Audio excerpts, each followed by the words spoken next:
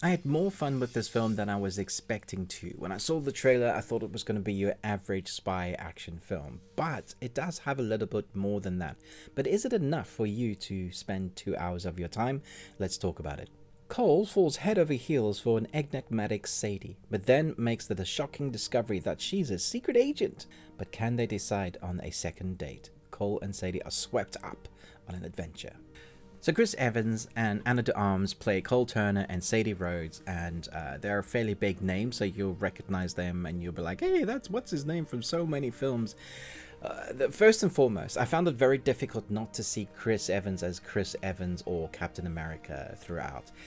He's still fairly big, but it does feel like he's bolted down a little bit for the role to try and become a little bit of an everyday man, although they do get away with a little bit of it because he is a farmer, so they work really hard, so you can get away with, he's toiling every day in the fields.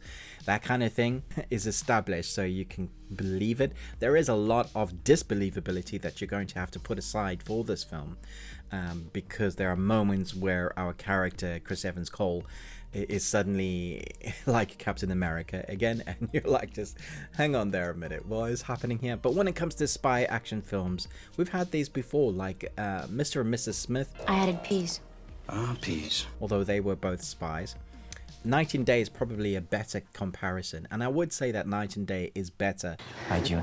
Maybe I didn't make it clear enough, but we're gonna have to stick together. Than this. I enjoyed that more. This is the guy. I'm a guy. But that's not to say that there aren't a lot of enjoyment action sequence in this. Oh my god. Oh my god. For me, Anna de Armas is the reason why I really wanted to watch this. Not only is she stunningly beautiful, but more importantly, her acting skills and her ability to showcase action on film, I think, is excellent. I'm really looking forward to seeing what else she does in her career. I know she has some really interesting, like John Wick-esque style films coming. And I'm watching her career like with bated breath, because I know we're going to be in for some spectacular stuff. I would say the chemistry between Anna de Armas and Chris Evans works really well. You believe them that they're really irritated with each other in moments, and then really in love with each other in moments. She really is great. You'll see. There's a believability to their characters and their relationship, and that comes from just, I guess, the expertise of their acting abilities, but also the dialogue and script is witty enough to keep you interested in what's going on. Now, there is a lull in the middle of the film, and it feels like it could have been shortened somewhat. It does feel like it drags a bit, and you do start to get a bit antsy, a bit of clock watching, a bit, check your mobile, that kind of thing. It does draw you out of the film, going, where is this going now? The first bit of the film is that classic setup, the meet cute, the meeting of the romances, that they establish that, and then we get into the spy story. The spy story is basic as heck, like it's just so obvious of where it's going. But that's not why you watch a spy film. You watch it for the quirky dialogue, the great action moments, choreography and set pieces, and then is it fun to watch? Do you care about the characters? And for the most part, this film does tick all of that, although it feels like we've seen it all before, although I guarantee you've probably not seen the last action set piece of this film. You've probably not seen it on film before, and I was like, damn, that was cool. I loved what you did with that.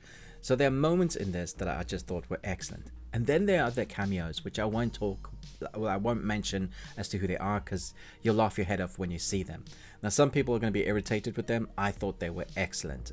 Just icing on the cake for the action sequence that we were having in that moment. When you see them, you'll understand, and then it's awesome. Adrian Brody is in this, and he's a phenomenal actor. I do feel like his character was massively wasted. We know next to nothing. He plays a very sinister bad guy. You know he's a bad guy because of the accent that he's using and the moustache. Just his whole persona, you know that. But we know nothing about him, and that's pretty much the case with any of the bad guys. They are just bad guys for the sake of being bad guys. They want to buy this MacGuffin thing to do bad things with it, and our good guys have to steal the MacGuffin thing to stop the bad guys from doing the bad thing with the MacGuffin thing. So that is the tried and good lord. That is the tried and tested formula of spyverse films. It's a lot of fun. I don't think it's exactly a one-time watch. I wouldn't mind watching it again, which does mean it's above par on most of the subpar action films. I don't know if I will rewatch it as much as I occasionally rewatch Night and Day.